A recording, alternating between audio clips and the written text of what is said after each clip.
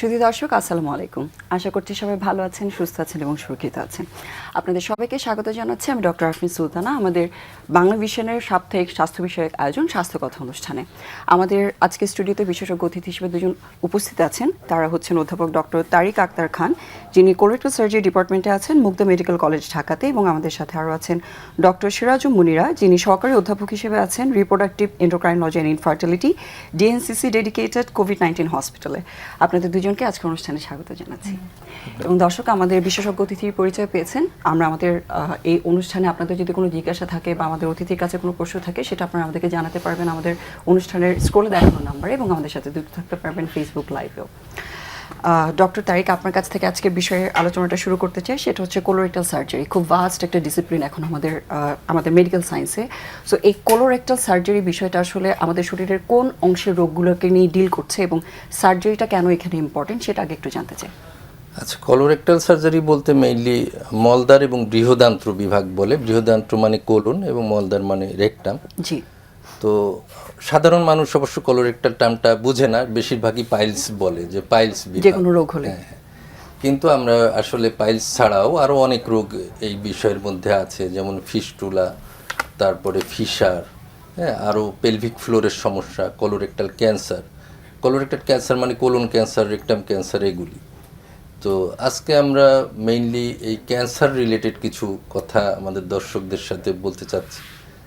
কারণ আমাদের সমাজে দেখা যায় প্রায়ই যে এই ক্যান্সার রোগীরা ক্যান্সারের মতো লক্ষণ আরও কিছু রোগ নিয়ে ভুগে ওই রোগের চিকিৎসা পাচ্ছে, পরে দেখা যায় যে আসলে রোগটা ওইটা না, ক্যান্সার। যেমন একটা হচ্ছে কোনো মানুষের যখন পেটের গোলমাল হয়, অর্থাৎ দেখা গেল তার পায়খানার অভ্যাসটা পরিবর্তন হয়ে গেল এবং তার মাঝে মধ্যে পেটে ব্যথা হয়, তো দেখা গেল সে একজন ডক্টরের কাছে গেল। তো আমাদের দেশে সাধারণত মানুষ প্রথমে যে কোনো সমস্যা হলে একজন জিপির কাছে যায়, জেনারেল প্র্যাকটিশনার বা মেডিসিন বিশেষজ্ঞর কাছে যায়। যাওয়ার পরে দেখা যায় যে তার যেহেতু লক্ষণটা এই আইবিএস, ইরিটেবল বাউল সিনড্রোম নামে একটা রোগ আছে, তো এই ধরনের রোগেও এই ধরনের পেটে ব্যথার সমস্যা, পায়খানার সমস্যা হয়, আবার ক্যান্সারেও এটা হয়। তো যেহেতু আমরা ক্যান্সারের বিষয়টা নিয়ে আলোচনা করছি, আসলে ক্যান্সার রোগটা নিয়ে কেন আমাদের কথা বলাটা ইম্পর্টেন্ট, কিন্তু উপসর্গগুলো একটা সাধারণ মানুষ কিভাবে আসলে বুঝতে পারেন। এই যে আপনি বলছেন যে একটা অন্য রোগের সাথে এটার একটা উপসর্গজনিত মিল আছে, সো উপসর্গগুলো যদি একটু ইলাবোরেটলি বলতেন, কি কি ধরনের উপসর্গগুলো হতে পারে। মেইনলি এই টপিকটা কেন বলছি আমরা ক্যান্সার, কারণ হচ্ছে ক্যান্সার রোগটা যদি আগে ধরা পড়ে আর্লি স্টেজে, তাহলে এটা সম্পূর্ণভাবে নিরাময় সম্ভব। কিন্তু এটা যদি অনেক অ্যাডভান্স হয়ে যায়, স্টেজ 4 হয়ে যায়, তখন এটা আরোগ্য হওয়া খুবই অলমোস্ট ইম্পসিবল। সেই জন্যে মানুষ যদি অ্যাওয়্যার থাকে, সচেতন থাকে, সচেতন বলতে বোধ জনগণ এবং আমাদের ডক্টররা, তাহলে আমরা আর্লি এটা রোগ নির্ণয় করতে পারি। তো এই কোলোরেক্টাল ক্যান্সারের লক্ষণের মধ্যে প্রধান যেটা হচ্ছে অল্টার্ড বাউল হ্যাবিট, মানে পায়খানার অভ্যাসটা পরিবর্তন হয়ে যাওয়া। এই পরিবর্তন বলতে বিভিন্ন ধরনের পরিবর্তন আছে। এক হচ্ছে যে এমন হতে পারে যে তার পায়খানা আগে হয়তো 1-2 বার হতো, এখন 3-4 বার হয়, অর্থাৎ তার ফ্রিকোয়েন্সিটা চেঞ্জ হয়ে গেল।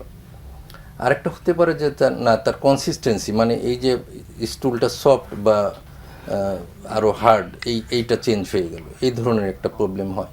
এছাড়াও পেটে ব্যথা হতে পারে, পায়খানার রাস্তা দিয়ে রক্ত যেতে পারে। তো এই জন্যে এই যে অল্টার্ড বাউল হ্যাবিট, অর্থাৎ পায়খানার অভ্যাসটা যে পরিবর্তন হয়ে গেল, এই ধরনের রোগীটাই সাধারণত দেখা যায় আইবিএস হিসাবে চিকিৎসা পেতে থাকে। কিন্তু ট্রিটমেন্টের শুরুতেই আসলে আমার নির্ণয় করা উচিত ছিল যে এটা কি আইবিএস নাকি এটা ক্যান্সার। তো আমাদের দেশের লোকের একটা সাধারণত টেন্ডেন্সি থাকে কি যে বেশি পরীক্ষা নিরীক্ষা না করা। তো আমাদের ডক্টররাও দেখা যায় যে পেশেন্টদের মন জুগিয়ে চলার জন্যে প্রথমেই হয়তো পরীক্ষা করে এটা কনফার্ম করলো না যে এটা ক্যান্সার নাকি আইবিএস। ফলে আইবিএস এর চিকিৎসা নিতে গিয়ে দেখা গেল যে আসলে সে হয়তো ক্যান্সারের রোগ নির্ণয়টা হয়তো ডিলে হয়ে যাচ্ছে। যেহেতু এটা এই যে উপসর্গটা বললেন পেটে ব্যথা বা অল্টারেশন অফ বাউল হ্যাবিট, খুবই কমন একটা সিমটম বলেছেন, এটার সাথে বয়সের আসলে কোনো ইম্পর্টেন্স আছে কিনা? হ্যাঁ, ইম্পর্টেন্স আছে। সেটা হচ্ছে যে এটা যত বয়স বেশি হলে এই সিমটমটা হয়, তত আমরা ক্যান্সার সন্দেহ করব বেশি। কিন্তু অনেক সময় দেখা যায় যে ইয়াং এজেও কিন্তু আজকাল ক্যান্সার হচ্ছে, ইভেন 20-22 বছরে। আমি লোয়েস্ট 9 বছরে পর্যন্ত কোলন ক্যান্সার দেখেছি। কাজেই অল্প বয়সে যে এটা আইবিএস এর মতো সিমটম হলেই আমি একদম 100% আইবিএস ধরে নিব। তার মানে এই ধরনের উপসর্গগুলো হলে সেক্ষেত্রে সবাই যাতে একটু কেয়ারফুল থাকেন এবং ডাক্তারের অ্যাটেনশন কনফার্ম হতে হবে যেটা কি আসলে আইবিএস নাকি ক্যান্সার। অবশ্যই, থ্যাংক ইউ। আপনার সাথে আলোচনাটা আবার আসবো। ডক্টর সিরাজুল মুনিরা, আপনার কাছে আপনার বিষয়টা নিয়ে একটু জানতে চাই। রিপ্রোডাক্টিভ এন্ডোক্রাইনোজেন ইনফার্টিলিটি বা বন্ধ্যাত্ব আমাদের দেশে আসলে খুব বড় একটা প্রবলেম এবং অনেক বড় একটা চ্যালেঞ্জ এটা ট্রিটমেন্ট দেওয়াটা। সো বন্ধ্যাত্ব জিনিসটা আসলে কি এবং সেটা আমাদের দেশের আসলে পরিস্থিতিটা এখন কিরকম, বা আপনারা চিকিৎসা দিতে গিয়ে কি ধরনের প্রবলেমগুলো ফেস করছেন? ইনফার্টিলিটি এখন একটা ওয়ার্ল্ড ওয়াইড একটা বার্নিং ইস্যু। এটা অনেকগুলো কারণ আছে। দেখা যাচ্ছে যে এখন বিয়ের বয়সটা দেরি হচ্ছে, কারণ সব থেকে ফার্টিলিটি থাকে ফিমেলদের 24 to 26, আর আস্তে আস্তে হচ্ছে 35-এর পর ভালোভাবে ডিক্লাইন হয়ে যায়। এখন পড়াশোনা বা বিভিন্ন কাজের কারণে বিয়েটা দেরি হচ্ছে। আর বাংলাদেশেও এখন যেটা হচ্ছে, হাজব্যান্ডরা থাকছেন বিদেশে, প্রবাসে কাজ করেন অনেকে, তো যার কারণে তাদের 2 বছর 3 বছরে একবার আসেন। তো এই বিভিন্ন কারণ, তাছাড়াও হচ্ছে দেখা যায় যে 1-2টা বাচ্চা তারা এমআর করছে বা মানে এভাবে করে তারা হচ্ছে গিয়ে প্রথম 2টা বাচ্চা হয়তো বা নিল না, পরে সেখান থেকে টিউবাল ইনফার্টিলিটি ডেভেলপ করলো, তখন যে আবার সেই ইনফার্টিলিটি রোগী হিসেবে আসলো। এছাড়াও দেখা যাচ্ছে যে ওয়ার্ল্ড ওয়াইড এখন মেল ফার্টিলিটি কমে যাচ্ছে, এবং এটার অনেকগুলো লাইফস্টাইলের কারণ আছে, স্মোকিং, আরও ড্রাগ অ্যাডিকশন, অ্যালকোহল, বিভিন্ন কারণে দেখা যাচ্ছে যে ওয়ার্ল্ড ওয়াইড পৃথিবীতে গরম হওয়ার জন্য বা বিভিন্ন ধরনের মেটাল এখন এনভায়রনমেন্টে আছে, লেড আর অনেক কিছু, টক্সিনের কারণেও মেল ইনফার্টিলিটি খুব কমে যাচ্ছে। আর পারিপার্শ্বিক পরিস্থিতিটা আসলে আমাদের এই ইফেক্ট করছে। জি, আর হচ্ছে এইজও একটা ফ্যাক্টর। তো আপনার হচ্ছে যে এএমএইচ একটা আমাদের নিয়ে জন্মগ্রহণ করি, মানে এএমএইচ ইন্ডিকেট করে যে আমরা হচ্ছে কতগুলো ওভারিয়ান রিজার্ভ আছে। তা আমার হচ্ছে বয়সের সাথে সাথে এটা কমবে, এটাই স্বাভাবিক। আর আমরা যদি হচ্ছে যে যার যেটা ট্রিটমেন্ট লাগবে সেটা যদি আমরা জায়গা মতো না করি, যার প্রাইমারি লেভেলে হয়ে যাবে তারটা তো ঠিক আছে, আর যার হচ্ছে আরও টার্সিয়ারি লেভেল লাগবে সেখানে তারা অনেকগুলো সময় নষ্ট করে যখন আসছে তখন এটা ডিফিকাল্ট হয়ে যাচ্ছে।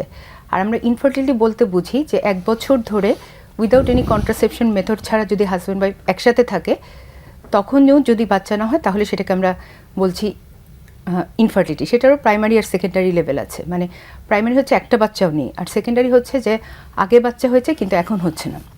এখানেও একটা দেখা যায় যে আগে একসাথে বাচ্চাগুলো নিয়ে নিত, মানে 20 থেকে 30-এর দশকেই সবার ফ্যামিলি কমপ্লিট হয়ে যেত। তো এখন দেখা যাচ্ছে 30-এর দশকেই প্রথম বাচ্চার জন্য ট্রাই করছে। তো আফটার 35-40-তে তো কমবেই, এটাই স্বাভাবিক। আবার একটা বিশাল গ্যাপ দিচ্ছে একটা বাচ্চা থেকে আরেকটা বাচ্চার মধ্যে, এটাও গেল।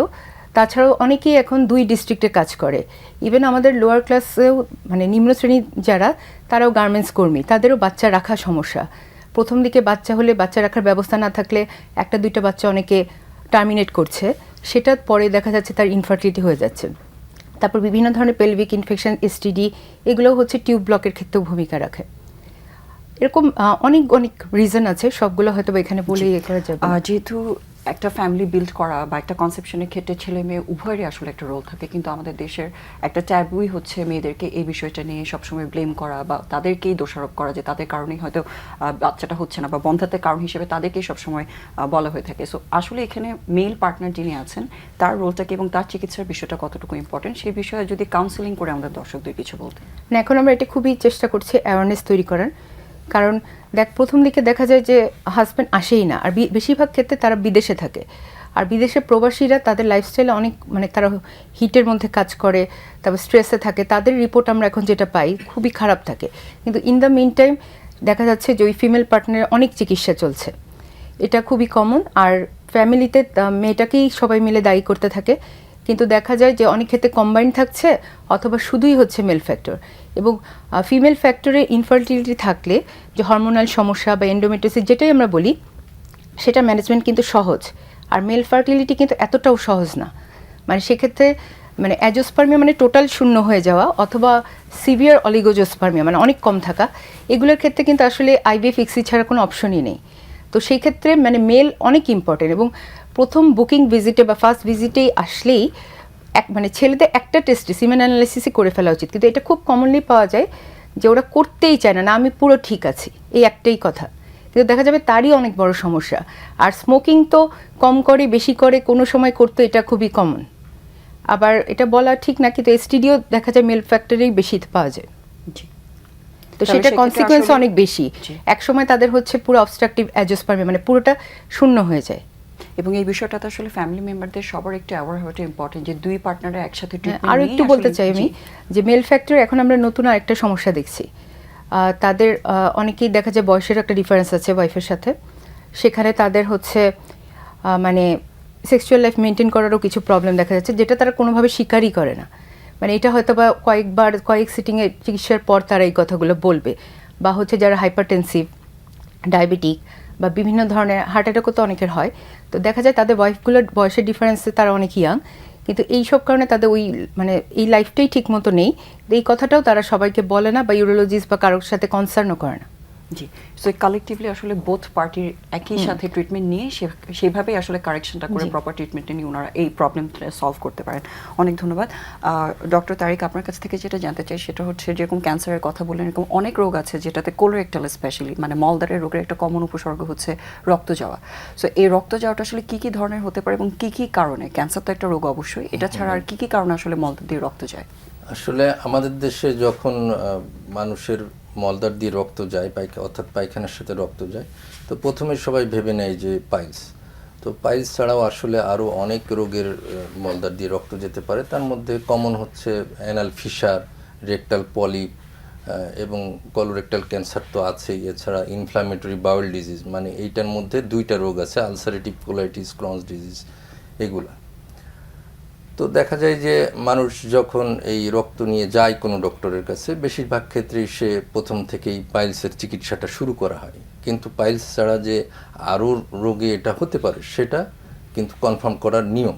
এবং সেক্ষেত্রেও এই যে আমরা যে আইবিডি বা ইনফ্ল্যামেটরি বাউল ডিজিজ বা ক্যান্সার যে নেই, সেটা কিন্তু নির্ণয় করে নিতে হয়। জি, আপনি নির্ণয়ের বিষয়টাকে বারবার গুরুত্ব দিচ্ছেন। আসলে কি কি পরীক্ষা নিরীক্ষা আছে যেটার মাধ্যমে এটা আমরা কনফার্ম করতে পারি বা এই রোগগুলোকে আলাদা করতে পারি? হ্যাঁ, তো আমরা প্রথমে আইবিএস বললাম এবং লাস্টে পাইলস বললাম। এই দুটা রোগের সাথে এই যে ক্যান্সারের যে সিমিলারিটি, মানে একই ধরনের লক্ষণ নিয়ে আসলে এই তিনটা রোগের মানে প্রকাশ পেতে পারে। তো সেই জন্য আমরা যে ক্যান্সার যে আছে কিনা এটার জন্য মোস্ট ইম্পর্টেন্ট হচ্ছে একটা সিগময়েডোস্কোপি বা কলোনোস্কোপি। অর্থাৎ এন্ডোস্কোপি যেমন মানুষের মুখ দিয়ে একটা নল ক্যামেরা ঢুকিয়ে পরীক্ষা করা হয়, এটাই যখন মলদ্বার দিয়ে এটা ঢোকানো হয় এন্ডোস্কোপির মতো যন্ত্র, তখন এটাকে কলোনোস্কোপি বা সিগময়েডোস্কোপি বলে। তো this is the most important investigation, যেটা দ্বারা আমরা বুঝতে পারি, একদম ছবি সহ আমরা দেখতে পারি যে এটা কি ক্যান্সার নাকি এটা ইনফ্ল্যামেটরি বাউল ডিজিজ নাকি এটা পাইলস, এটা আমরা সবচেয়ে ভালোভাবে বুঝতে পারি। এবং ইম্পর্টেন্ট জিনিস যেটা এখান থেকে আমরা টিস্যু কালেকশন করে আসলে ডায়াগনোসিসটা হ্যাঁ, কনফার্ম আমরা করতে পারছি। কনফার্ম করতে পারছি। এছাড়াও আরও কিছু টেস্টের মাধ্যমে অনেকটা বোঝা যায়, যেমন স্টুল ফর ওবিটি, অকাল ব্লাড টেস্ট, যে তার রক্ত যাচ্ছে কিনা। তো এই রক্ত যাওয়াটা আসলে সবসময় কনফার্ম করতে পারে না, কারণ ক্যান্সার থেকেও যে সবসময় রক্ত যাবে এমন না। কাজেই কোলোনোস্কোপিটাই সবচেয়ে বেশি কনফার্ম কার্যকর। জি, কোলোনোস্কোপি যেহেতু একটা ইনভেসিভ প্রসিডিওর, যেরকম মানুষ এন্ডোস্কোপি করতে ভয় পায়, কোলোনোস্কোপি করতেও অনেকেরই ভয় থাকে এবং অনেকের একটা কমন কনসার্ন থাকে যেহেতু এটা একটা নল ভিতরে ঢুকানো হচ্ছে, কোনো কারণে এটা অন্ত্র ফেটে যাওয়ার কোনো সম্ভাবনা থাকে কিনা। আসলে কোলোনোস্কোপি কতটুকু সেফ এবং এটা নিয়ে দর্শকদের ভয়ের কোনো কারণ আছে কিনা? আচ্ছা, কলোনোস্কোপি আসলে একটা এক্সপার্ট হ্যান্ডে খুবই সেফ এবং মানুষ মেইনলি ভয় পায় যে সে ব্যথা পাবে কিনা। তো এইটা আমরা যখন সিগময়েডোস্কোপি মানে ফুল কোলন যখন চেক করি না, হাফ কোলন চেক করি, তখন সেক্ষেত্রে মানুষ চেতন অবস্থায় করা যায়। কিন্তু ফুল কোলোনোস্কোপি করতে হলে, পেইন ফ্রিভাবে করতে হলে একটু সিডেশন লাগে, মানে ঘুম পাড়িয়ে নিতে হয়। তো আমরা এটা সবসময় পেইন ফ্রিভাবে করি। অনেক ক্ষেত্রে আগেকার যুগে দেখা যেত যে এটা তাকে চেতন অবস্থায় করা হতো, ফলে সে কিছুটা ব্যথা পেত। তো আমরা এখন এটা সম্পূর্ণ পেইন ফ্রিভাবে করি, মানে একটা কমফোর্টেবল একটা প্রসিডিওর। কমফোর্টেবল। কাজে এখানে ভয়ের কিছুই নেই, সে হালকা একটু ঘুম পাড়ানো হয় এবং তার মধ্যেই টেস্টটা হয়ে যায়। এবং এটা এত শর্ট সিডেশন দেওয়া হয় যে তার টেস্টটা শেষ হওয়ার সাথে সাথেই তার ঘুম ভেঙে যায়। জি, আর কমপ্লিকেশনসের কোনো ঝুঁকি আছে কিনা? অনেকে মনে করেন যে কোলনটা ফেটে যেতে পারে বা অন্ত্রের কোনো অংশ ছিদ্র হয়ে যেতে পারে, এটা আসলে কতটুকু হয়? সেটা খুবই রেয়ার, খুবই রেয়ার। জি, যেহেতু ক্যান্সারের কথা বলছেন, সো ক্যান্সারের ক্ষেত্রে আমরা জানি যে কোনো রোগীর ক্যান্সার ধরা পড়লে সেটা একটা স্টেজিং করা বা চিকিৎসাটা একটা দীর্ঘমেয়াদী একটা প্রসেস, এবং সার্জারি একটা বিষয় আছে, কেমোথেরাপি, রেডিওথেরাপি, অনেক কিছু বিষয় আছে। সো আমাদের দর্শকদের জন্য যদি একটু সহজ করে বলতেন আসলে ক্যান্সার ট্রিটমেন্টটা এবং তার স্টেজিংটা আমাদের দেশে কিভাবে করছেন আপনারা, এবং ট্রিটমেন্ট ফ্যাসিলিটিস কীরকম অ্যাভেলেবল আছে? আসলে এই যে যখন প্রথম কাজ হচ্ছে আমার ক্যান্সার আছে কিনা এটা কনফার্ম করা। যখনই কনফার্ম হয় তখন আমরা এটা স্টেজিং করি। স্টেজিং অর্থাৎ হচ্ছে ক্যান্সারটা কতদূর ছড়িয়ে গেছে, এটাকে আমরা স্টেজিং বলি। তো স্টেজিংয়ের জন্য কোলন বা রেকটাম উভয় ক্ষেত্রে সিটি স্ক্যান করা হয়। CT scan of whole abdomen and chest, অর্থাৎ বুক এবং পেটের। আর সাথে রেকটাল ক্যান্সারের ক্ষেত্রে অ্যাডিশনালি পেলভিক এমআরআই করা হয়। মানে মেইন উদ্দেশ্য হচ্ছে দেখা এটা কতটুকু ছড়ানো ক্যান্সারটা আছে। কতখানি ছড়িয়ে গেছে। জি, তারপর স্টেজিং করার পর তারপর আপনারা কি করছেন? তারপরে কোলন ক্যান্সারের ক্ষেত্রে মেইনলি স্টেজ 1 থেকে 3 মানে 1, 2, 3 স্টেজ, 4টা স্টেজ আছে। 1, 2, 3 স্টেজের প্রধান চিকিৎসা হচ্ছে সার্জারি, আর 4 নম্বর স্টেজের প্রধান চিকিৎসা হচ্ছে কেমোথেরাপি। কিন্তু 3 নম্বর স্টেজে সার্জারির পরে আবার অ্যাডজুভেন্ট কেমোথেরাপি লাগে। কিন্তু রেকটাল ক্যান্সারে বেশিরভাগ ক্ষেত্রে আবার রেডিওথেরাপি লাগে, যেটা কোলন ক্যান্সারে লাগে না। এটাই হচ্ছে রেকটাম সাথে কোলন ক্যান্সারের ডিফারেন্স। তার মানে এই ক্ষেত্রে আপনারা যেরকম ট্রিটমেন্ট দিচ্ছেন সেরকম রেডিওথেরাপি যারা দিচ্ছেন এবং কেমোথেরাপি যারা দিচ্ছেন সম্মিলিতভাবে একটা টিম আসলে ট্রিটমেন্ট আপনারা প্রোভাইড করছেন। এই চিকিৎসাগুলো দর্শকরা কোথায় কোথায় পেতে পারেন? এটা আসলে আমাদের দেশে সরকারি প্রতিষ্ঠান আছে, বেসরকারি প্রতিষ্ঠান আছে, যে কোনো সব ধরনের ক্ষেত্রেই মানুষ পেতে পারে। তো আমরা আসলে যে সিনারিও নিয়ে কথা বলছিলাম, যে আমরা 2টা রোগের সাথে আমরা সিমিলারিটি বললাম। আরেকটা কন্ডিশন আমি একটু মানে অ্যাড করতে চাই, সেটা হচ্ছে অনেক সময় দেখা যায় যে মানুষ রক্তশূন্যতায় ভুগছে। একটা মানুষ সুস্থ মানুষ, হঠাৎ করে দেখা গেল সে আস্তে আস্তে দুর্বল হয়ে যাচ্ছে এবং তার রক্তশূন্যতা দেখা দিয়েছে, অথচ শরীর থেকে কোনো রক্তপাত হচ্ছে না। এই ধরনের কন্ডিশনকে আমরা বলি আনএক্সপ্লেইনড অ্যানিমিয়া বা ব্যাখ্যাতীত রক্তশূন্যতা। তো ব্যাখ্যাতীত রক্তশূন্যতার ক্ষেত্রেও কিন্তু মোস্ট কমন 2টা কজ হচ্ছে, একটা হচ্ছে স্টোমাক ক্যান্সার এবং কোলন ক্যান্সার। কাজেই এই ধরনের পেশেন্টরা দেখা যায় যে যখন রক্তশূন্যতা দেখা যায়, হয়তো সে একজন মেডিসিন বিশেষজ্ঞের কাছে যায়। অনেক সময় মেডিসিন বিশেষজ্ঞ আবার তাকে রক্তরোগ বিশেষজ্ঞ বা হেমাটোলজিস্টের কাছে রেফার করেন। তো রেফার করে আলটিমেটলি দেখা যায় যে সব পরীক্ষা নিরীক্ষা করে তার আয়রন ডেফিসিয়েন্সি অ্যানিমিয়া বা আয়রনের স্বল্পতাজনিত রক্তশূন্যতা ধরা পড়ে।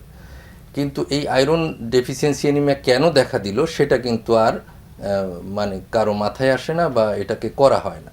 তো আজকে আমার এটা আসলে বলার উদ্দেশ্য মেইনলি জনগণ ছাড়াও ডক্টরদের উদ্দেশ্যে, যে এই যে আয়রন ডেফিসিয়েন্সি অ্যানিমিয়া বা আইবিএস বা এই যে পাইলস, এইগুলার ক্ষেত্রে যে আসলে কোলন ক্যান্সার বা স্টোমাক ক্যান্সার এইগুলার থেকে হলো কিনা সেই বিষয়টা কনফার্ম করা। জি, অবশ্যই। আর যেটা বলেছেন, যাদের দীর্ঘমেয়াদী সিমটম থাকে তাদের ক্ষেত্রে টেস্ট করে নিয়ে ইজিলি কোলোনোস্কোপি করলে কিন্তু বিষয়টা নির্ণয় করা যাচ্ছে যে এইটার সাথে আপনাদের ক্যান্সার রোগের কোনো সম্পর্ক আছে কিনা। ঠিক, অনেক ধন্যবাদ। ডক্টর, আপনার কাছে যেটা জানতে চাই সেটা হচ্ছে, আপনি অনেকগুলো কারণ বললেন বা রিস্ক ফ্যাক্টরের কথা বললেন, বন্ধ্যাত্ব কেন হচ্ছে।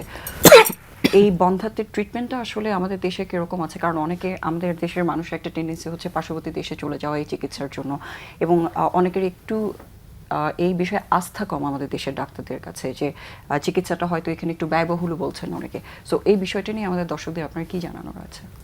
না, এখন আমরা ইনফার্টিলিটি সেক্টরে অনেক এগিয়ে গিয়েছি, কারণ এখন কোর্স খোলা হয়েছে যে রিপ্রোডাক্টিভ এন্ডোক্রাইনোলজি ইনফার্টিলিটি। আমরা পুরো আইভিএফটার একদম ভিতরে যতটুকু নলেজ আছে সবই আমরা এই ডিগ্রিটা করার সময় পাচ্ছি। আর এখন অনেক সেন্টারও হয়েছে। আপনার প্রাইমারি সেন্টারেই তো হচ্ছে যে ওভুলেশন ইন্ডাকশন এগুলো দেওয়া, আর একটু সেকেন্ডারি সেন্টারগুলোতে যে হচ্ছে ইনজেক্টেবল ওভুলেশন ইন্ডাকশন, অথবা হচ্ছে আমরা যে টিউব দেখার টেস্টগুলো করি, যেমন এখন খুব পপুলার স্যালাইন ইনফিউশন সোনোগ্রাফি, এটা মোটামুটি অনেকেই স্কিলড এগুলোতে।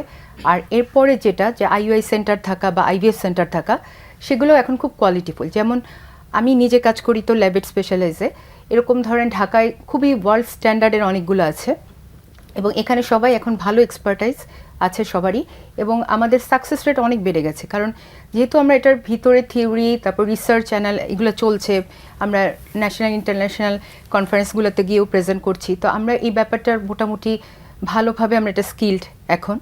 আর আমাদের ইসলামিক কান্ট্রি দেখে কিছু লিমিটেশন আমাদের আছে, যেমন ধরেন একটা এজের পর আপনার ফিমেলদের হচ্ছে ওভাম থাকে না, মানে এটা নেচারাল প্রসেসে 40 অ্যান্ড অ্যাবাভ হলে বা পেরিমিনোপজাল লেডিদের উসাইডটা তো যেহেতু জন্ম থেকেই আসে সেটা খুবই নমিনাল থাকে। তো সেটার একটা ট্রিটমেন্ট হচ্ছে ডোনার নেওয়া। তো ডোনার তো হচ্ছে ইসলামিক কান্ট্রিতে কোনোভাবেই অ্যালাউড না। তো এইটার কারণে হয়তো বা অনেকে এখন বাইরে যাচ্ছে, কিন্তু আদারওয়াইজ আপনি আইওআই তো বা আইওআই বা প্রাইমারি লেভেলগুলোতে একেবারেই আমরা খুবই ভালোভাবে এক্সপার্ট। আইভিএফ ল্যাবগুলো এখন অনেক উন্নত, অনেক সুন্দর দামি ইনকিউবেটরগুলো আছে। তারপর ইক্সি মেশিনও খুবই এক্সপেন্সিভ, বাইরেরগুলোই আছে। ল্যাবের কোয়ালিটি যেটা হচ্ছে যে ল্যাবের কোয়ালিটিও খুব ইম্পর্টেন্ট। আর এমব্রায়োলজিস্টের আগে কিছু ডেফিসিয়েন্সি ছিল, কিন্তু এখন অনেক এমব্রায়োলজিস্ট একেবারে ওয়ার্ল্ড স্ট্যান্ডার্ডের চলে গেছে, যার জন্য আমি ল্যাবেটে যেহেতু কাজ করি ওটা বলতে পারি যে আমাদের সাকসেস রেট এখন 30%, মানে আরও বেশিও বলা যায়। তো এর পিছনে অনেক কারণ আছে, কারণ আমরা আমাদের অনেক কিছু ইম্প্রোভাইজ করেছি।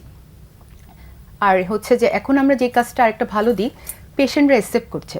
যেমন ধরেন যে মেল ফার্টিলিটি, ওয়াইফ খুবই ইয়াং, আবার হচ্ছে তার টিউব কোনো কারণে দুটো ব্লক হয়ে গেছে, এটা হয়, যেমন একটোপিক প্রেগনেন্সির কারণে হয়, বা ওই যে বারবার অ্যাবর্শনের কারণে হয়, বা জাস্ট হাজব্যান্ডের এসটিডি থেকেও হতে পারে, ওয়াইফের টিউব বন্ধ হতে পারে। তো এই কেসগুলোতে আসলে আইভিএফই লাগবে, মানে মেল ফ্যাক্টরে খুব সিভিয়ার অবস্থায়, জোস্পার্মিয়া বা এটাতে বা টিউব দুটোই বন্ধ, তো বা এন্ডোমেট্রিওসিসেরও খুব যখন সিভিয়ার স্টেজে থাকে, এগুলো আইভিএফই লাগবে, কিন্তু মানুষ ডিসিশন নিত না আগে। আর যখন আপনি 38, 40, 45-এর দিকে আসবেন, তখন যত এক্সপার্ট ল্যাবই থাকুক, যত এক্সপার্ট মানুষই থাকুক, তখন আপনার মানে ওয়ার্ল্ড ওয়াইডই তখন সাকসেস রেট কম আসবে। এখন যেহেতু কনসিয়াস হচ্ছে মানুষজন, মানুষজন আসছে এবং এগুলো নিয়ে যে অনেক ক্ষেত্রে ইয়েটা চলে যাচ্ছে, মানে আগে যে ট্যাবুসগুলো চলে যাচ্ছে বা আমাদের উপর যে ফেটটা ছিল না, এটা আমি দেখি যে এখন আসছে। এবং ইভেন এটা আসলে মানে বাড়িয়ে বলা না, কিন্তু দেখা যাচ্ছে মানে ইন্ডিয়া থেকে ঘুরে আসছে, স্টেম সেল সব কিছু নিয়ে আইভিএফ 2-1 বার করেছে, তবু আর কি একটা লাস্ট রিসোর্ট নিয়ে আর কি আমাদের কাছে আসতেছে যে বাংলাদেশে থাকলে তো তার ওই থাকা যাওয়া আসার যে ঝামেলাটা ওটা থাকছে না। অবশ্যই, মানে সে আরো মানে যেহেতু আইভিএফ লাইফ লং করা যায়, যতক্ষণ তার ওভাম আছে বা স্পার্মের আছে, এটা তো করা যায়। আর এটা সাকসেস রেটটা তো হচ্ছে যে আমরা যদি মানে এখন আমরা যেমন কেন ইমপ্লান্টেশন ফেইলার হচ্ছে, কেন আইভিএফ ফেইলার হচ্ছে, এটারও আমরা অ্যানালাইসিস করতে পারি। যেমন পিজিটি এগুলো সেন্টার চালু হচ্ছে আস্তে আস্তে, যে কোন এমব্রায়োটা ভালো বা কোন এমব্রায়োটার জেনেটিক সমস্যা নেই, এগুলো দেখেও নেওয়া যায়। ইভেন পিসিওএস পেশেন্ট যারা আগে যেটা হতো ওদের মানে ওভুলেশন রেজিস্ট্যান্ট অনেক সময় চলে যাচ্ছে, কিন্তু এদের কিন্তু আইভিএফ আবার ভালোই সাকসেস হয়। আর ফ্রোজেন এমব্রায়ো ট্রান্সফার যেগুলো ওয়ার্ল্ড ওয়াইড আছে, এগুলো মোটামুটি আমাদের ভালো ভালো সেন্টারগুলোতে চলে আসছে। আগেও ম্যাডামদের, রাশিদা ম্যাডাম ওনাদের যে সেন্টারগুলো, ওগুলো অনেক আপগ্রেডেড, আমাদের অনেক সেন্টারই এখন আপগ্রেডেড। তার মানে আপনি দর্শকদের এটাই আশ্বস্ত মানে এখন বাইরে যাওয়ার আসলে কোনো কারণ নাই, যেরকম আছে সেগুলো সাকসেস রেট। আর হচ্ছে একেবারেই আমি মনে করি এখন অন্তত আইভিএফ করার জন্য বা আইভিএফ এর আগেরগুলোর জন্য তো দরকারই নেই, মানে ইভেন আইভিএফ এর জন্য আমাদের উপর পুরোপুরি আস্থা রাখতে পারে, আমরাই এখন কনফিডেন্ট। জি, অনেক ধন্যবাদ। আমাদের সাথে একজন দর্শক আছেন। দর্শক, আপনার নাম এবং বয়স বলে আপনার প্রশ্নটা জানান। ওয়ালাইকুম আসসালাম। আমি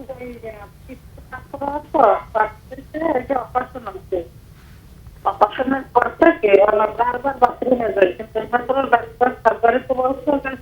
বারবার বাথরুমে যায়। আপনার কিসের অপারেশন হয়েছিল? বারবার বাথরুমে যায়, ক্যান্সার এটা করলে বা মলদারাও। জি, পিঠে পাথর। পিত্তে পাথর অপারেশন হয়েছে, এরপর থেকে আপনি বারবার বাথরুমে যাচ্ছেন? হ্যাঁ। জি, আমাদের ডক্টর আপনাকে শুনতে পাচ্ছেন। আপনার কোনো কোয়েশ্চেন আছে ওনার কাছে? হ্যাঁ। হ্যাঁ, পিত্তপাথর অপারেশনের পরে অনেক সময়ই এরকমভাবে পেটের গোলমাল দেখা দিতে পারে। হ্যাঁ, তবে এই যে পেটের গোলমাল দেখার আরও যে কোনো কারণ আছে কিনা, এটা অবশ্যই আপনাকে একটু বিশেষজ্ঞ ডাক্তারের সাথে দেখা করতে হবে। এই যে আমরা যেগুলো নিয়ে কথা বলছিলাম, যে আইবিএস, তারপরে ইনফ্ল্যামেটরি বাউল ডিজিজ, তারপরে এই যে কোলন বা রেকটাল ক্যান্সার, বিভিন্ন রোগ আছে। তো আসলে বিভিন্ন রোগ থেকেও যেমন আপনার পায়খানার এই যে বারবার হওয়াটা হতে পারে, তেমনইভাবে এটা আপনার পিত্তপাথরের অপারেশনের পরেও কিছুটা হতে পারে, তবে সেটা অত বেশি না। তো আপনার যেহেতু বললেন যে বোধহয় যে 10-12 বার পায়খানা হয়, আমি অবশ্যই বলবো যে আপনি এই বিষয়ের একজন এই যে কোলন বা রেকটামের একজন বিশেষজ্ঞকে দেখিয়ে এই বিষয়টা অন্য কোনো রোগ নেই এটা কনফার্ম করে তারপরে চিকিৎসা নেবেন। আপনি যাকে দেখাবেন তিনি অবশ্যই আপনার এটা চিকিৎসা দিয়ে দিবে এবং ইনশাল্লাহ আপনি ভালো হয়ে যাবেন। জি, অনেক ধন্যবাদ দর্শক, আপনাকে ধন্যবাদ আপনার প্রশ্নের জন্য। আপনি চেষ্টা করবেন একজন কোলোরেক্টাল বিশেষজ্ঞ অথবা একজন সার্জনের সাথে যোগাযোগ করে আপনার সমস্যাটা কী কারণে হচ্ছে সেটা বের করে নিয়ে ট্রিটমেন্টটা নেওয়ার জন্য। ধন্যবাদ আপনাকে। আপনার কাছে যে বিষয়টা জানতে চাই সেটা হচ্ছে আমাদের ওভাম প্রিজার্ভেশন আমাদের যে ইনফার্টিলিটি ট্রিটমেন্টের একটা বিশাল একটা অংশ ক্যারি করছে। সো এটার ফ্যাসিলিটিসগুলো আসলে বাংলাদেশে কিরকম আছে আমরা এই আলোচনাটা যাচ্ছি একটা ছোট্ট বিরতিতে যাওয়ার পর। দর্শক, আমরা একটা ছোট্ট বিরতিতে যাচ্ছি থাই বেবি ডাইপার স্বাস্থ্যগত অনুষ্ঠান থেকে। ততক্ষণ পর্যন্ত আমাদের সাথেই থাকুন।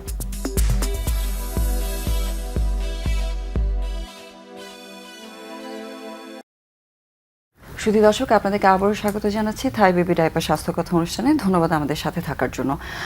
আমরা বিরতিতে যাওয়ার আগে আপনার সাথে আলোচনা করছিলাম যে বন্ধ্যাত্বের বিভিন্ন চিকিৎসার বিষয়ে। সো আপনি একটা জিনিস বলেছেন যে আমরা যদি যেহেতু এইজিংয়ের সাথে সাথে বা হয়তো হাজব্যান্ড বা একসাথে থাকছেন না বা অনেক বিষয় আছে যেটাতে হয়তো ওই টাইমটাতে ওনারা কনসিভ করতে পারছেন না, সো ক্রাই প্রিজার্ভেশন বা ওভামটাকে প্রিজার্ভ করে রাখা একটা ইম্পর্টেন্ট একটা বিষয়। এটা আসলে আমাদের দেশে পসিবল কিনা এবং এটা কতটুকু উপকারী, এটার জন্য আপনি দর্শকদেরকে বলতে চান? আমাদের দেশে আমরা যেটা মেইনলি করি সেটা হচ্ছে এমব্রায়ো প্রিজার্ভেশন, মানে ওভাম পিক আপ করে আমরা এটাকে প্রসেস করে এমব্রায়ো করে রাখি। সেটা প্রিজার্ভ করাটা খুব মোটামুটি বাংলাদেশে এখন অনেক ক্রায়ো প্রিজার্ভেশন হচ্ছে এমব্রায়োর। আর নতুন আরেকটা হচ্ছে সিমেন্ট ফ্রিজিংও শুরু হয়েছে। কিন্তু ওভাম প্রিজার্ভেশন কিছু কিছু সেন্টারে হয়, এটা খুবই ডেলিকেট, মানে এটা উসাইড বা হচ্ছে আরও যেগুলো আইভিএম বলে, মানে খুবই ইম্যাচিওর ওভামগুলোকে যে প্রিজার্ভ করা, এটার জন্য আরও একটু উন্নত ল্যাবের প্রয়োজন। এটা অতটা এখনও আমাদের দেশে পপুলার না।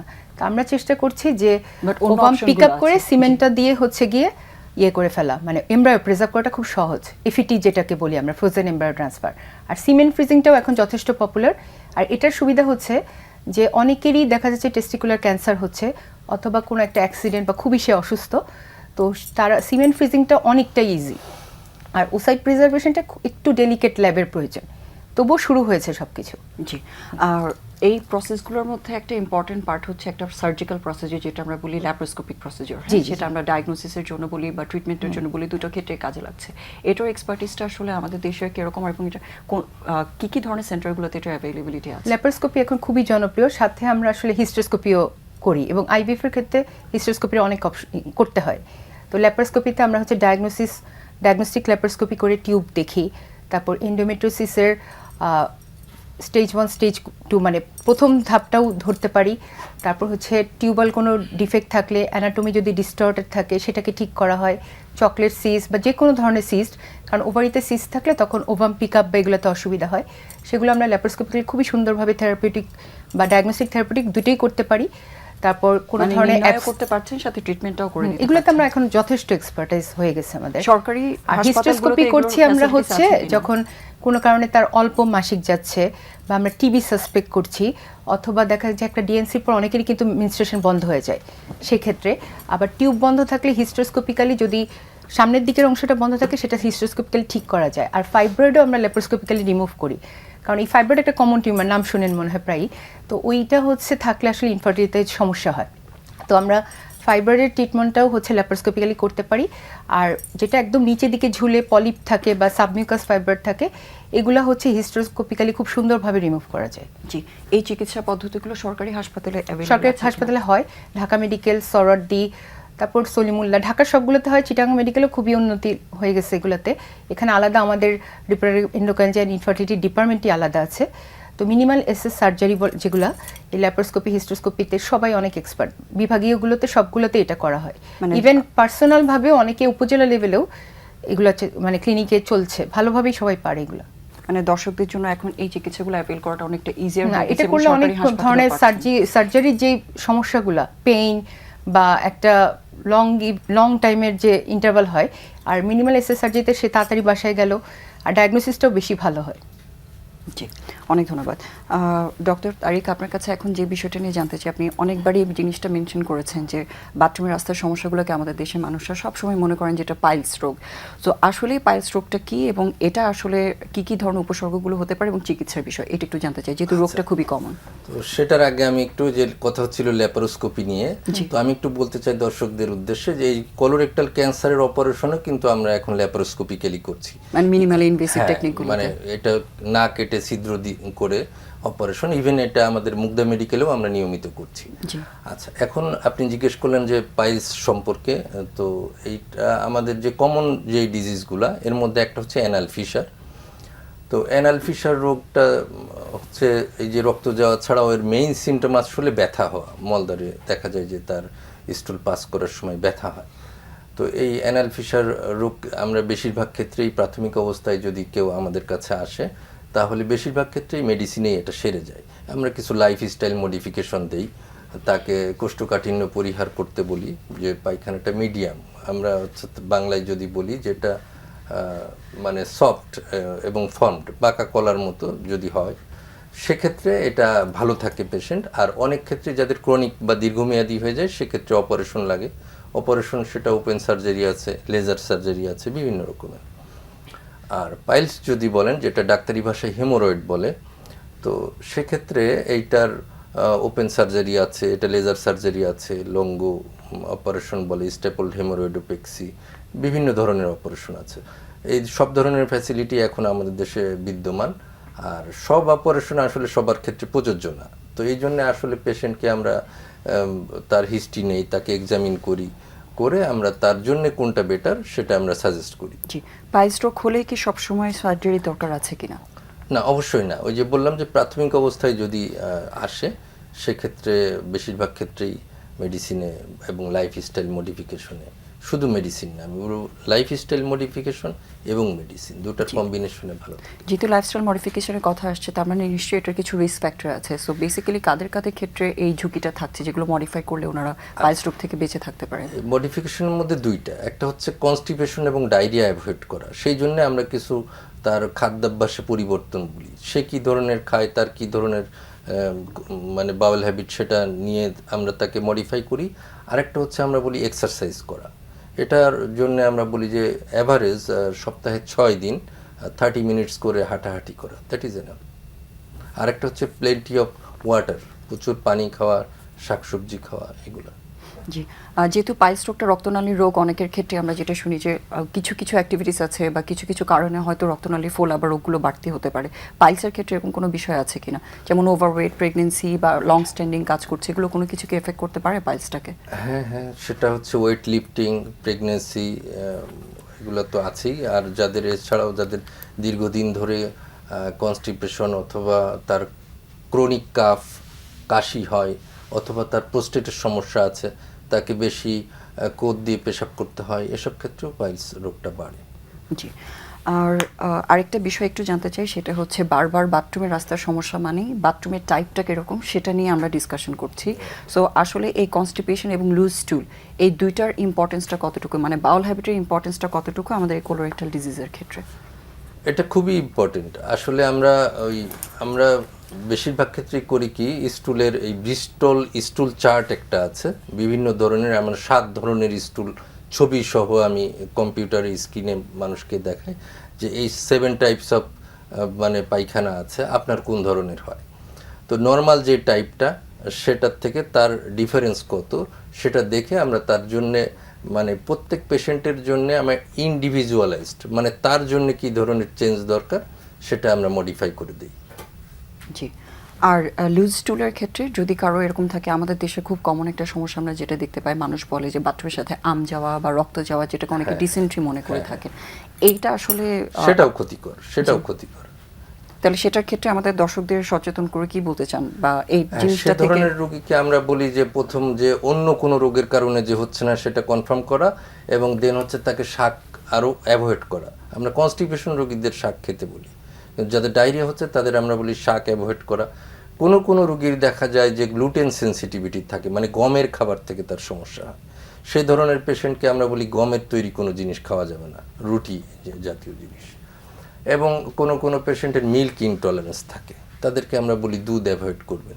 এটা আসলে ইন্ডিভিজুয়ালাইজড, এক একটা পেশেন্টে তার কেন ডায়রিয়া হচ্ছে সেটা আমরা আগে বোঝার চেষ্টা করে তার জন্য আমরা ইন্ডিভিজুয়ালাইজড প্ল্যান দিই। তো কমন যদি বলি, শাক, গম, দুধ, এই 3টা খাবারই বেশিরভাগ ক্ষেত্রে এই লুজ স্টুলের জন্য আমরা অ্যাভয়েড করতে বলি। জি, অনেক ধন্যবাদ। ডক্টর সিরাজুল মুনির, আপনার কাছে এখন যে বিষয়টি নিয়ে জানতে চাই সেটা হচ্ছে কমন একটা প্রবলেম এখন আমাদের সোসাইটিতে যেটা আমরা দেখতে পাই এবং সেটা বন্ধ্যাত্বের সাথে রিলেটেড, সেটা হচ্ছে পলিসিস্টিক ওভারিয়ান ডিজিজ বা যে কোনো ধরনের সিস্ট তৈরি হওয়া। যেহেতু আল্ট্রাসাউন্ড এখন খুব কমনলি আমরা করি, হয়তো কারো কোনো উপসর্গ না থাকলেও একটা আল্ট্রাসাউন্ডের সিস্ট চলে আসছে। এটার সাথে আসলে আপনাদের এই প্র্যাকটিসে বন্ধ্যাত্বের সম্পর্কটা কতটুকু এবং এই বিষয়ে আমাদের দর্শকদেরকে ইনফরমেশন দিতে চান। পিসিওএস এখন একটা নতুন নাম হয়েছে লাস্ট অ্যাসপায়ারে, পিএমওএস।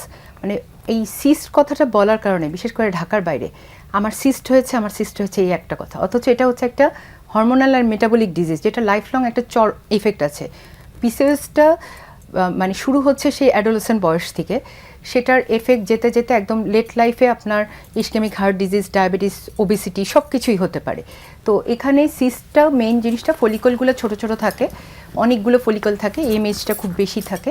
তো সেই ক্ষেত্রে অনেক সময় ওটা ছোট একটা সিস্ট হয়ে যায়। এটা হচ্ছে হরমোনাল ইমব্যালেন্সের জন্য মেইনলি, যেটা হচ্ছে অ্যান্ড্রোজেন পুরুষালী হরমোনটা বেশি থাকে বা অ্যান্টিমুলেরিয়ান হরমোনটা বেশি থাকে, যার কারণে প্রত্যেক মাসে যে একটা বড় হওয়ার কথা ছিল সেটা না হয়ে এরকম ছোট ছোট অনেকগুলো থাকে, কতগুলো হচ্ছে সিস্টের সাইজ হয়ে যায়, বাট ওভুলেশন হয় না। তো সেটাকেই মিসনোমার এই নামটাই বদলানো হয়েছে এই কারণে, কারণ তখন তারা ভাবে তাদের একটা অপারেশন করতে হবে, তারপর তাদেরকে বুঝাতেও অনেক সমস্যা হয়। অথচ পিসিওএস হচ্ছে একটা হরমোনাল ডিজিজ, যেটার মেইন হচ্ছে লাইফস্টাইল মডিফিকেশন করা, বিশেষ করে ইয়াং বয়সে লাইফস্টাইল মডিফিকেশনই মেইন ব্যাপার। আর আগে যেহেতু দেখা যেত যে স্কুল কলেজে খেলাধুলা হতো, তখন তার এই যে কার্বোহাইড্রেট, মানে যেখানে ইনসুলিন রেজিস্ট্যান্স হচ্ছে, হাইপার ইনসুলিমিয়া থাকছে, তখন ওই এক্সারসাইজটাই তার বডিতে এটা মানে এই ব্যালেন্সটা করে ফেলতো। কিন্তু এখন যেহেতু মানে সবাই হচ্ছে ওয়েট বেশি, বিএমআই বেশি, ওবেসিটি, তখন অ্যান্ড্রোজেন লেভেল এমনিও বেড়ে যাচ্ছে। আর হচ্ছে এটা ইউজুয়ালি 13 থেকে 19-এ অনেকেরই এরকম থাকে, 25-এর দিকে এসে অনেকটাই ঠিক হয়ে যায়। এখানে জাঙ্ক ফুডগুলো না খেলে, এক্সারসাইজ করলে, আর কিছু পিরিয়ড যদি একটু বেশি মানে অনেক দিন পর পর হয়, সেক্ষেত্রে কিছু মেডিকেশনের বিষয় আছে, হরমোনাল বিষয় আছে। আর কেউ কেউ হচ্ছে অবাঞ্ছিত লোম অথবা অ্যাকনি নিয়ে প্রেজেন্ট করে, তাদের ক্ষেত্রে কিছু আমরা চিকিৎসা দিয়ে থাকি। কারণ ওই যে সবাই একটা কি লেজার ট্রিটমেন্ট করে এই অবাঞ্ছিত লোমের জন্য, ওটা আসলে হরমোন ব্যালেন্স না করে ওটা করে কোনো লাভ হবে না। আর ইনফার্টিলিটির সাথেও সম্পর্ক আছে, ওই একই ব্যাপার। এদের হচ্ছে পার মান্থে ওভুলেশন হয় না, অ্যানুভুলেটরি হয় পিরিয়ডগুলোতে, মানে ডিম রিলিজ হয় না, এটাই মেইন সমস্যা। তো পিসিওএস পেশেন্টদের ওয়েটটা কমায় ফেলো, 5% ওয়েট কমালেও তার পিরিয়ডটা অনেকখানি ঠিক হয়ে যায় ফুড হ্যাবিট চেঞ্জ করলে। তারপর হচ্ছে অনেকেই রাত জাগলেই এই অ্যান্ড্রোজেন লেভেল বাড়ে, মেলাটোনিন রিলিজ হয় না, তখন বডিতে একটা পুরো ডিসরেগুলেশন হয়। তো বিএমআই ঠিক রেখে কিছু ওরাল ওভুলেশন ইন্ডাকশন দিলে বা কিছু ওষুধও আছে, এগুলো হচ্ছে অ্যান্টি অ্যান্ড্রোজেন কন্টেনিং কন্ট্রাসেপটিভের মতো, এগুলো একটু লং টার্ম খেলে এই পিরিয়ড সাইকেলটা রেগুলার হয়ে গেলে ইউজুয়ালি খুব সহজেই ওভুলেশন হয়ে যায়। কিন্তু যার ব্যালেন্সড একটা লাইফস্টাইলের সাথে আপনারা মেডিসিন দিয়ে যার যত এমএইচ বেশি থাকে তাদের হচ্ছে গিয়ে এটা রেজিস্ট্যান্ট আসার সম্ভাবনা থাকে, তখন হয়তো বা ইনজেক্টেবল গোনাডোট্রপিন দিতে হয় অথবা ল্যাপারোস্কোপিক ওভারিয়ান ড্রিলিংয়ের কথা আসে। আর অনেক সময় অনেক কিছু করার পরও যখন হয় না, তখন আমরা পিসিওএসে আইওআইটা অন্য পারপাসে করি অ্যাকচুয়ালি। আইওআই বা আইভিএফে যখন যাই তখন দেখা যাচ্ছে যে তার অনেক সময় নষ্ট হয়ে যাচ্ছে বা আমরা অপটিমাম ওরকম পাচ্ছি না ওভাম, তখন আমরা অত টারশিয়ারি লেভেলে এগুলো করি, আদারওয়াইজ আর মেনটেন করা সম্ভব। জি, আপনার কাছে একদম লাস্ট প্রশ্ন করছি, আমাদের অনুষ্ঠান একদম শেষে আমরা, সেটা হচ্ছে যেহেতু কোলোরেক্টাল ক্যান্সারের কিছু ঝুঁকি আছে এবং আপনি বললেন ইয়াং বয়সেও একটা কোলোরেক্টাল ক্যান্সারের একটা রিস্ক থাকছে, সো এটার প্রিভেনশনের জন্য বা মানুষ সুস্থ থাকার জন্য, ওভারঅল গাটটাকে হেলদি রাখার জন্য কি করতে পারেন সেই বিষয়টা? এটার আসলে অন্যতম হচ্ছে যে আমাদের দেশে কারণ হচ্ছে ভেজাল খাবার। আমরা যে খাবার যে রং টং মিশানো হয়, তো আর্টিফিশিয়াল রং, তো আমি বলবো যে যেসব খাবারের রং এগুলো অ্যাভয়েড করা। দুই হচ্ছে যে হেলদি লাইফস্টাইলের মধ্যে একটা হচ্ছে যে রেড মিট কম খাওয়া, অর্থাৎ গরু, খাসি এগুলা কম খাওয়া। আর একটা হচ্ছে যে মিল্কের আবার একটা প্রোটেক্টিভ এফেক্ট আছে, দুগ্ধজাত জিনিসের খাওয়া ভালো।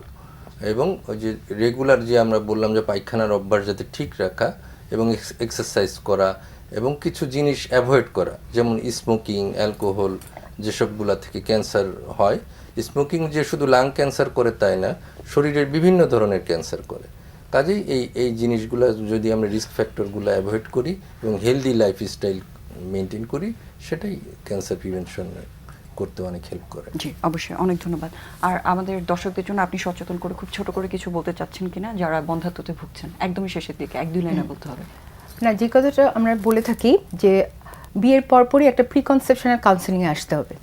প্রি কনসেপশনাল কাউন্সেলিংয়ে আসলে তার এই লাইফটা কেমন হবে, এই জার্নিটা কেমন হবে, সে কন্ট্রাসেপটিভ মেথড না নিয়ে যাতে সে এরকম আনওয়ান্টেড প্রেগনেন্সিতে না যায় সেটা করতে হবে। বা 1 বছর হয়ে গেলে তার একটা ফার্টিলিটি স্ট্যাটাসটা কীরকম, হাজব্যান্ড ওয়াইফ দুইজনে এটা বুঝতে হবে। আর যাদের হাজব্যান্ডরা বিদেশে আছে তাদের অবশ্যই আর্লি কনসিভ করার চেষ্টা করতে হবে। প্লাস হচ্ছে যদি এজে বিয়ে হয় তখন আমার 1 বছরটা অনেক বেশি সময়, তখন হচ্ছে 35-এর অ্যাবাভে যদি হয় তাকে তার ফ্যামিলি কমপ্লিট করার দিকে মনোযোগ দিতে হবে। অবশ্যই। এবং আরেকটা কথা ছিল আমার একটু বলি, সেটা হচ্ছে যাতে দুজন পার্টনার একসাথে মিলে হ্যাঁ, ট্রিটমেন্টের দিকে যায়। একটু জিনিস যে ওই ট্যাবুটা ছাড়তে হবে। আর যেটা আপনি বলেছিলেন যে উসাইড প্রিজার্ভেশন তো আমাদের একটু কম হয়, আমরা যেটা করি মানে যখন এরকম এমএইচ বা এগুলো ওভার কমে গেল তখন পিআরপি আর স্টেম সেলের একটা ভূমিকা আছে। আরেকটা জিনিস আছে যে ক্যান্সারের যখন ট্রিটমেন্ট হয়, ফিমেল ক্যান্সার হোক ব্রেস্ট ক্যান্সার হোক, ফার্টিলিটি প্রিজার্ভেশনের জন্য আমরা ছোটখাটো সার্জারি অবশ্যই। এবং এই বিষয়ে যদি কারো কোনো কিছু জানার থাকে বা ডক্টরের পরামর্শ নেওয়ার থাকে, ওনারা অবশ্যই রিপ্রোডাক্টিভ যারা আছেন তাদের সাথে যোগাযোগ করতে পারেন। আমরা আসলে অনুষ্ঠানে একদমই শেষে চলে এসেছি। ডক্টর তারিক আক্তার খান এবং সিরাজুল মুনির, আপনাদের দুজনকে আবারও ধন্যবাদ জানাচ্ছি এবং দর্শক আপনাদেরকেও ধন্যবাদ আমাদের সাথে থাকার জন্য। সুস্থ থাকবেন, ভালো থাকবেন সবাই।